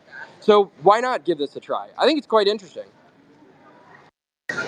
Yeah, it feels like a more natural fit than what they seemingly tried to do previously with collectibles. Whenever like all of a sudden pop dolls were just like half of their inventory, I would much rather it be old video games that feel nostalgic and I might pick up personally. Let's go to Jerry and then Koji has the hand back up. Yeah, yeah. I don't know. Are we gonna bring Blockbuster back next? And the Bring it hell that back. was. Yeah, dude. I don't agree with this at all. And to counter Oliver's point about the retail shopping experience, I'm going to quote a wise man here and say, the more time I have to go outdoors in Asia, the more I realize it's too hot to be outdoors. So I just want to download my video games, and you know, I like retro games. I think the people that are just going to do retro games the best is going to be the publishers themselves, right? Nintendo Switch on the eShop gives you free access to like all the old hits on NES and all the old SNES hits and all the old Game Boy Advance hits. And I, you know, I don't know. I GameStop was cool when I was like 11, but now I just go in and it's walls of Funko Pops that I don't care for and don't understand, and that makes me feel old and out of place. So, yeah, you know, I hope GameStop figures out a way to stay around, but I think retro game shops are cooler when they're just run by local families. You know, I don't need big business in retro games. Oliver Maroney just gave him a thumbs down in real life. So it's getting a little spicy up here in the rooftop. I know saying Blockbuster is coming back is a joke, but if I could go rent 2 video games and get the candy, the combo or whatever that they used to do, I would go do that tomorrow, over and over and over again. Koji, over to you. Then we're gonna try Will's mic one more time. Yeah, the takes here are absolutely atrocious. I think like clearly you're not the market, but like as an old man who appreciates this stuff, and so I'm a record collector, right? I think that physical media to some people who are into some of this stuff is He's really just a important. hoarder. He doesn't collect anything. He just keeps Oh, everything. I This mean guy's a collector that of everything. that's definitely true. That's definitely true. But um, in the record collecting world, like there are websites dedicated to finding rare records, but everyone I know who collects records, and I go to like record shows, like proper conventions and whatever, uh, none of these people, like a lot of people are trying to sell on that website, and if they're like dying for something, maybe they'll go there, but most of the people who are interested in this stuff are going to the physical outlets and being like, well, if I find this record or that record, and they have a list and they're digging through crates and stuff to be like, you know, if I find the thing I want, I'm going to buy it, even though they could just as easily pick it up off the internet and not have to deal with any of that. Part of it is about the hunt, the find, and all of this stuff. And I think that like there's a huge overlap for the market of people who are into retro gaming. Yeah, you could just go to eBay right now and just get the shit you want, you know, but that's not really what it's about. It's like going out, seeing the thing, seeing its condition, and actually just like finding it. And maybe that's like silly to a lot of people, but the experience isn't just the acquisition. You know, it's not just the having of the thing, but it's the collecting of the thing that makes it fun. It's something for you to obsess over and spend some time on. And maybe that doesn't appeal to everyone, but I think that the idea of like, oh, nobody wants retail locations anymore is absolutely ludicrous, especially when it comes to the people who love retro shit. I mean, you can make the same argument about like why does anyone even listen to records anymore? You know, and so uh, you guys can have fun like whispering to each other on Call of Duty or whatever the fuck you're gonna do. But I'm gonna be playing retro games. Jerry furiously shaking his head in real life. I'm surprised to see this one is so contentious, but a bunch of hands are still up. Dub, let's go to you, then we'll tag in Will's. Yeah, fuck this. I'm not going down without a fight. Like the whole idea of this is an oxymoron in itself. They're looking to have rare items available across all of their retail locations. Like the idea of inventory availability at time of purchase for every single consumer that happens to come through the door is like ludicrous. It makes sense for records. I get that. Everyone has their music. There's tons of availability. The market's already set, but they're trying to create a new shopping habit for consumers in a market that doesn't exist yet. They're going to struggle enough to just fill the slots in these stores unless they're hiring some company to like remake these retro games and not even really have a large collectability aspect, which no one's really interested in the first place because they don't want to go to the rundown mall on the fucking corner street anymore because it's just a dead place full of hobos. I will. Let's test that mic, buddy. Yeah, you want to use mine? All right, that's on. Let me disconnect the AirPods.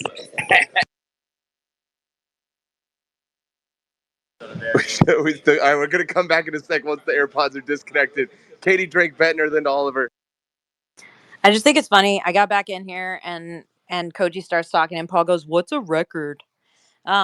So I have to say that I think one of the things that we're missing when we have this conversation is how much of people wanting to go to a store is a similar desire to be around other people who are fans of the same things that you are a fan of, and having proximity in that way that's specifically about like being just in vicinity of the other people that like what you like. It's sporting events, it's concerts, it's whatever. It's the third place. And it's hard to replicate that in a digital environment. I think that you have to be very specific and intentional about the way that you set those environments up, and the way that we have created channels for everything has really made that difficult. And that's why our kids, I mean, my kids will talk about how they think they're so jealous that we had radio stations where we all had to listen to the same radio stations just to hear the music, because there's like a collective cultural understanding about something. Even if you didn't like a certain band, you know all the words to their songs because you were listening to the radio and that was what you had as an option. And my kids have this really weird um, like nostalgia for not having any nostalgia, like having that collective cultural experience with other kids. Yeah, it reminds me of like Stranger Things, kind of bringing the '80s vibe back, and a bunch of people being like, "Oh man, yeah, I just want to go to the Tasty Freeze," and I'm like, "You don't know what a fucking Tasty Freeze is," but it makes sense. Yeah, it is sort of nostalgic, even if you haven't Yo, experienced it. Sam, the irony of all these guys getting together, doing a live gamified so they can all jerk each other off in person, saying, "Why would anyone want to leave their house?" is not lost on me. I'm just channeling my inner St. John here. Sure, I am in Seattle, in case you were not aware. All right, let's go to Oliver. Then I'm going to move on from this topic. God, you guys fucking love and hate GameStop at the same time. This is a great topic, but I am firmly in Koji's slash Katie's slash whoever else is on my side of going into physical locations that are great. And yes, Dub, you can put thumbs down all day long. Jerry, you can too. I don't care. I will die on this hill, I think, at this point. The only thing I will add to the statements that I've already made about this is that people say you could go to like eBay and buy the same like physical item or whatever. You don't actually get to physically hold that item before you purchase it. So for me, a lot of a collector's journey, like you think about trading card shops and why they are still around. They are still hubs for these communities of people. It's because you have the ability to actually look at the physical cards before you purchase them or buy them. And that is pretty powerful. And if you make the retail experience good enough and you have a community, as Katie has talked about, around people that like want to congregate to one area and have like-minded thoughts and interests and things, hobbies, etc., I think it's really interesting. So all I would like to add is just the fact that, yes, while we have these channels in which people can purchase, i.e. Amazon, eBay, etc., first of all, they're probably not as tangible. And then second of all, from a collector's point of view, you want to know what that looks like before you purchase it. It's actually why, like, I think Facebook Marketplace is more interesting from a collector's standpoint than an eBay, because you actually get to meet the person in real life and see what that item looks like before actually making that decision to purchase. Great stuff, Oliver. Let's tag in Will's behind the Jerry account. Will's the final word. Yeah, so I'm not gonna leave too heavy one way or another on this. I just a word of caution, because we are talking about GameStop here, the same company from whom I purchased a 2-year Game Informer subscription 3 months before I found out on this show that they were shutting it down. So no matter your opinions on, whether retail is sustainable and the kind of markets you can attract, it's GameStop making these decisions. And I don't know if they got the smartest chaps behind the wheel. That's absolutely brutal, dude. I'm sorry, I forgot about that. We're gonna take a quick break from the gamified programming. John Hook from Play Ember is here live with us after fighting in karate combat last night, representing Web3 gaming, making us proud. John, absolutely incredible to see you fight last night. Thanks so much for carrying the torch for us, brother. Congratulations on everything that you accomplished, getting across the finish line there. We're so proud of you, man. What was the experience like for you? Where do you go from here? Are we gonna see you back in the ring? All that good stuff. Yeah, man. Look, thanks a lot. I really appreciate all you boys showing up. And first of all, I've got to thank Mike. Right, it takes two of you to get into that ring. And what I love about Karate Combat is just how everyone's sharing their journey. Right, I was in the press conference. Mike's been sharing his journey and how like karate saved his life. Right, like literally. So I think it's a reminder sometimes about the shit that's actually a bit more important. And just sat around here with you boys as well. Look at you now and seeing your smile when I came out. I see, man. Like this shit actually means something. So for me, the whole experience was unreal. Being weigh-ins, cutting weight with like pro fighters that have done like 200 fights. They've got like millions of views on YouTube. And also for us, like in Web3 gaming, like me and Mike going out there for Web3 gaming and showing people that we're not a bunch of fucking nerds, right? Like we can actually fucking fight and put on probably, I would say, one of the best influencer fights technically. Yeah. So, yeah, I don't know if you're there, Mike, but I messaged you this morning and we hang out afterwards. But like, I think a lot of respect for Web3 gaming, and that was a nice feedback from the other fighters, right? Because you had people in meme coins, DeFi. And I think before that fight, the way that they look at Web3 gaming is we're almost like last in the food chain, right?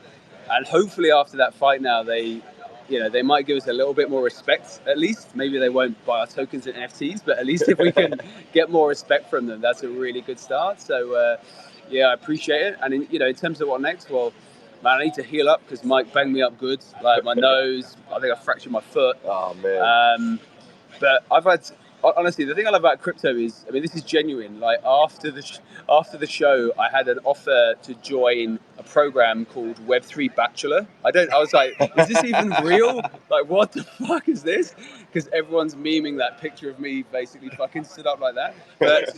But yeah, man, like, I've had a few offers to handle my personal branding. Maybe I'll do some cookware, like a George Foreman like grill or something. Let's go. But man, like, I'm just, me, I'm just here just to, like everyone else, just keep pushing Web3 gaming forward. We've got the Pixelmon game drops next week. I'm super pumped about that. That's why Kevin was there. So finally to get a game out that people can play. And yeah, just pumped to actually today get to hang out with people and do the day job. Yeah. Dude, to be that good looking, that in that good of shape and that charismatic right after fighting the previous night, man, you're a legend. What's coming up next besides the Pixelmon game that you want to tell people about? I saw you with the frying pan, Envy, always cooking. John cooks. Anything you want to shout out? So we've got a few things. So next week as well is the sort of upgrade to our creator program. Again, just trying to anyone that just wants to start out in Web3. It's not even gaming. Like we have one of our community that writes threads about movies every week, right? Just using MB. So we've got an exciting launch next week that's going to show the direction that's going in. We've got another game that will be dropping on, I think, our 5th chain now as we just dominate Web3. It's like a Web3 version of Minions Rush that's coming up. Our new head of product, Ryan's here. He joined us from Cool Cats and is just doing some unbelievable stuff behind the scenes. And yeah, apart from fighting, we're signing probably our second largest distribution deal in terms of getting our apps and games in front of, a major partner that's got, I don't know, major penetration in almost every Asian market. So we're pumped for that. But this morning, man, is just to get some hugs from you guys. Like Jerry practically carried me up in the lift. Sinjin almost choked me with this hug. I was like, dude, I'm hurting. This isn't rugby anymore. But today is, just like this, just hanging out and just recovering, man. Well, it's great to see you, brother. Thanks so much for making the trip. We love you. Thanks again for everything, brother. Shout out to John. Give him some love on Twitter. Go play some Play Ember. Go sweep an MB, dude. We're gonna move on, but we hope you'll still join us for the rest of the show, John. A Games GG article. Shout out to Omar, who's sitting to my right here. Stated that we have 4.2 million daily unique active wallets, reflecting a 5% growth from the previous month. This is in August in Web3 gaming. At what point do we actually get genuinely excited about these kinds of numbers? Because I sort of have a feeling in the back of my head that if all of a sudden that was like, oh, we doubled and now it's 10 million users, 8 million users, that everybody would be like, yeah, it's just bots. Like somebody spun up a new bot farm. So does that mean that we've moved the goalpost to just be revenue and nobody actually cares about daily active wallets anymore? Or is it more about like seeing cultural adoption of like, oh, well, we got to see, Reddit go crazy. We got to see Instagram talking about this stuff more. Where is the goalpost at this point, and what do you think about 4.2 million daily unique active wallets? Koji, sending it to you first, buddy. I mean, I was just, you kind of stole my thunder there a little bit because what I was going to say is when we stop referring to them as wallets and it becomes more of a cultural norm, I think that's when people will get excited because right now, no matter how many daily active wallets we have, it's still just going to feel like people who are interested in the tech getting involved, as opposed to another piece of I don't know, another pillar of the industry, let's just say. Like nobody's counting how many fucking server farms Amazon has or Microsoft has or whatever. And so like the amount of wallets it's a good metric for us in the business, I suppose, but it's not really something that the average person is going to get excited about. I don't know what the metric will actually be. I think that when it becomes when Web3 becomes ubiquitous with gaming, and the thing that everyone says on every panel here is when we stop referring to it as Web3 gaming and just call it gaming, that's when we'll get excited. But yeah, so when like the amount of people playing games is ubiquitous, the amount of people that are in Web3, let's just say, then maybe we can get excited. But otherwise, I don't know. I every game that's not parallel is all full of bots anyway, so that's just what it is. Sinjin, tagging you next, buddy. Yeah, I completely agree with Koji, a young man of great wisdom. But this also shows how fucking peon bullshit our industry is. Because on one way we're saying like, look how many fucking wallets there are and all this shit, and on the other hand we're like, oh, mass adoption is going to come when we abstract all these wallets. Like, what the fuck are you guys talking about, right? Like, okay. So then, if it's all about like mainstream is abstraction of wallets, so people get onboarded without finding the crypto, and it's all in the back end or whatever like that. So why is the wallet such a big metric right now? And again, it's like this entire speculative thing of people who are not in game development making games and talking about this for fundraising or for hype or PR or whatever bullshit, or make themselves feel better in the circle jerk, right? But the reality is it's always about revenue, and revenue comes last. It's a hard slog. Making a product, making a game, it takes time. It's never easy. And if you want to make a fun game, I mean, that is just the full passion and the blood, sweat, and tears and the anxiety and the pressure of everything coming out with a fucking beautiful diamond at the end. So again, another point where we're really early if we're still talking about wallets and taking it seriously, and the peons rule the day at the moment. But we're gonna get out there. Omar from Games, tagging you in, buddy. Yeah. I mean, I echo everyone's thoughts. I just think, to your point in the question itself, like, are we moving the goalposts? I think maybe. Is it, you know, is it net positive for the space that we're moving the goalposts? I think also maybe. I think Koji mentioned Amazon like farms and server farms and stuff. Like, we talk about wallets as if it's such a like dirty word, like it's so filthy, like, oh, wallet equals bot.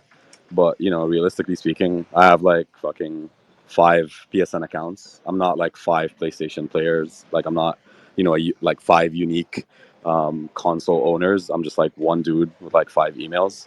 And so the way I view wallets is exactly the same. It's like, one person might have 10, 20, maybe 100 wallets, but in the end of the day, like, DAUs in game, I think the fact that we're reaching some of these kind of, consoles or gaming platforms like Epic and Steam, I don't think there's a figure. Like, I don't think there's a number. I mean, I'd like us to reach 100 million, just like as a cool number, to be completely honest. I think if you look at like the larger picture, like when you look at gaming itself, it's like what, over 3 billion users. So if we can get a fraction of that, I think we'd probably be happy, and we'd say that we're getting closer to that mass adoption kind of narrative. But in the end of the day, yeah, like, to everyone's point, essentially, like, it's all about making money, it's all about revenue. But yeah, like, we do move the goalposts, and I do think sometimes we need to pause and like reflect and take a step back and kind of like look at how far we've come and where we still have to go. So I wouldn't say that it's something to be super optimistic about, but I also wouldn't like discount it completely, because I do think it does hold some kind of merit. Like, when we talk about these games reaching 1 million downloads, when we talk about games reaching 1 million players, etc., etc., like, I don't think we should like just downplay it because it's 1 million, it's not 10, or it's not 20, it's not 100. Like, I think those numbers will come. It's just that everything takes time. Everything takes time, and we're not usually patient enough to actually wait for it. Let's go to Tony and then John Linden. I think some of you guys have heard me tell this story before if you've hung out at one of the houses or one of the events, but I think like most things, data and the way we think about it is on a gradient or a spectrum. And with things like the number of downloads, the number of players, I tend to agree with Omar that like there's such a thing as like critical mass, or once the number is big enough, it like kind of doesn't matter if you're off by 20 or 30%. You're still, it's enough people for it to be a viable business, right?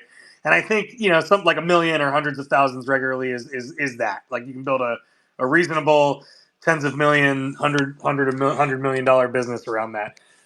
Where I think people and businesses can get really caught up in the sauce, and I've seen it happen, in the most astounding ways, is when they buy into the data that other people are trying to sell them, and make business decisions that are super expensive based on that. So, like, again, my example is I remember when we were launching Twitch Prime at Amazon, we were doing a bunch of math, and at one point we realized that there was like no way for us to get to the number of new Prime members that we thought we were going to drive based on the numbers we were looking at.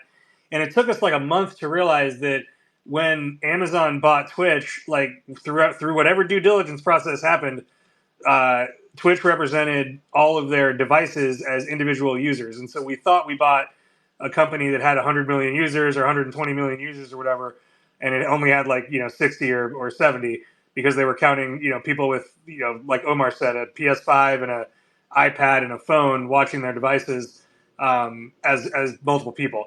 And so in that way, where $1 billion business decision was made, and then many hundreds of millions of dollar business decisions were made predicated on one piece of bad data. I think that's where things can get dangerous, and the companies need to look out. But as a culture, I think we're totally fine to be like, holy shit, 1 million devices downloaded something. That's pretty cool. Great stuff, Tony. Always amazing to get your insights from previous industries. John Linden, I'm sending it over to you next. 4.2 million daily unique active wallets. We see growth, but does it really matter? And are people just going to keep moving the goalposts and discounting it until we see something absolutely massive? What might that look like? Yeah, that's a great point, man. I got this question yesterday on a panel too, and I think, I mean, to me this mainstream adoption is one of those mysterious words that nobody really knows what the fuck that means, to be real honest. Like, what is it? Is it a million? Is it 5 million? Is it 10 million? Is it 100 million? What is that number? I mean, to me, honestly, I think we hit mainstream adoption when we dropped the damn word Web3, right? When it's just gaming, and to me, that's when we hit mainstream adoption. These are just games with awesome economies. And I think the last point, I'm gonna have to take off here in a second, but to me, what I'm excited about the most right now, and here's my thing about mainstream adoption, is we're getting real fucking game developers that know how to do this shit in the economy. I mean, I see Kate Bettner right below me here. Her and Paul, they've made fucking games. These guys know how to make games. Leslie Benzie created Grand Theft Auto. He's thinking about the space. John Smedley created EverQuest. He's thinking about the space. Let's take these game developers that know how to do these things at mass scale. Frankly, our biggest mistake is that I built a business. We have 6 million players in NFL Rivals. We're about to be announcing another major sports game, and that game has a history of over 500 million players a year, right? So we can deliver users. I'll tell you exactly what though. I fucking suck at the Web3 side. I made a terrible mistake of saying, you know what, I'm just going to build a great game company with Web3 economics, and the token price will follow. That's not how this shit works, right? So to me, where we win as an industry is not one company against another. It's not one chain against another. It's, let's take the greatest game developers and show them what it can do. Let's take the greatest people that know how to push these, kind of Web3 communities, and let's put them together. That's how we win. That's how the industry wins. It's not going to be one winner. It's not one winner in regular games. Let's bring everybody together. Let's support each other. Let's figure out how to make this shit happen. Let's get rid of the goddamn botted accounts. Let's get rid of some of the stats, and let's just move some goddamn numbers, right? So to me, that's what's important. We're heading there fast. There's several games now over 5 million players. We got one at 6 now. I think we'll have a game next year with 25, 30 million. But and I think what I'm excited about, I don't give a shit about the wallets and all that type of stuff. What I care about is that, frankly, NFL Rivals as an example, 51% of our revenue, well, it's actually like 53, is coming from Web3 now. That's what matters, is that we have a Web 2 game with millions of players, and over half of our money is coming from people not paying us anything, right? They're paying each other, and we're still able to make enough money as a game developer that it's represented a big part, right? That's the shit that matters. And let's take these guys, I'm super jazzed about this group, guys. This gamified, I didn't know this game existed. You guys are awesome. Let's start supporting each other and not worried about which chain or which wallet. Let's actually just move the stuff forward. And I guarantee these big game developers will follow. So anyway, that's my last little piece there. Thank you guys for having me, man. I got to take off, but this was great. Dude, thank you so much for coming, John. That number is crazy. 53% of revenue coming from Web3. Please send me more information on that, because I want to write a thread or do some more research, because that's absolutely incredible. Thank you again for joining us. You're welcome back anytime. We're typically at 4 p.m. Eastern, doing 9 p.m. Eastern because of the Asian hours here. But we'll have to have you back on sometime soon. I believe it's Alex from the Avalanche account. Alex, what's your take on this one, buddy? Yeah, no, I just want to ask John before he leaves. When I hear those, I guess he's gone, but 5 million users, over 50% of revenue from Rev3. That sounds like you've made it, right? That sounds like mass adoption for NFL Rivals. I would ask him, are you feel like you've been mass adopted, and if not, what would be, the goal for NFL Rivals, or the benchmark that would say, like, yeah, you've made it? Because to me, it sounds like it has. Yeah, unfortunate that it looks like he couldn't stick around. We are going to wrap up the show here. It's been an amazing one. Typically, we would do MVP. It's a little bit chaotic over here. There's a lot of side conversations going on. There's also madness going on. I know in Koji's life, Katie has the YGG folks over there, so we're gonna skip some of the flower tossing. But I am gonna give a giant thank you to the entire panel, both the people that are tuning in remotely, as well as my amazing panelists that are here in real life, and also the audience that was diligent enough to make sure that they were here at the new time. Apologies to the European folks who got a little bit screwed over by the time change. I'm so sorry. Hope you're tuning in on Spotify. If anybody wasn't able to catch the beginning of the show, we'll have it up on Spotify in about an hour. And of course, you can always listen to it on demand as well. Katie has the hand up. Katie, over to you. I Oh, didn't mean to. I didn't mean to. That was like a butt dial, but not. But I love you guys, and I'm so glad that you let me come back up and talk to you after I had to take a leave of absence. I will say, even though John's not here, like, I've seen some of the stuff that they're working on and some of the things that they've been doing, and I really do think that you're going to see some interesting things coming from Mythical in the next year or so. that's exciting. Koji, you have the hand up too. I just want to say, Sam, banger episode. I'm sad that I wasn't there in person with all you guys, but the energy really came through this one. I had a lot of fun, and I got to make a joke about all of your moms getting effed. So if I don't win MVP, like, what are we even doing here? I wasn't there for that, so it wasn't about my mom. So you are my MVP. Dub for the shrapnel account. Yeah, I just want to remind people that GameStop's not going to make it, and hopefully I can ask John to have less emails from Mythical Games every day about my Jordan Addison card being of high value, because I don't need them. Boo. Boo. Dub, this is the first time I've Jesus. had a thumbs down for you, bud. This is a brutal awakening for me. Truly a groundbreaking episode for multiple reasons today. Since Koji is too humble to do it, I'm gonna take 30 seconds of FaceTime and just say I was at the Uplink event last night, hosting a panel with Koji, Gabby, and Jiho, and it was awesome. It was just incredible to have three people that charismatic and that thoughtful about the Web3 space, and hearing what they had to say, and then seeing them reveal the new game that I hoped was coming, but I wasn't 100% positive was coming, was incredible. And then Kalos pulls his phone out and shows me a Colony demo that is live on his phone, not a video, but he literally opens up the Colony application and shows me for like a minute and a half all of the different things that we were told about at GDC, but I was like, man, it kind of looks like they're far away, you know? It's basically just ChatGPT right now. It is not ChatGPT anymore, guys. It is absolutely incredible, and I cannot wait to just have that on my phone and pull it out anytime. I don't know if I'm allowed to talk about the timeline, but it was coming sooner than I expected. Koji, you unmuted. Go ahead. Yeah, Kalis he just walked into my room. He wants to say something. One sec. Hey Sam, thanks for being there yesterday. And yeah, you can talk about timelines. I think that's fun and fair. Yeah. Anything I shared that you're welcome to share.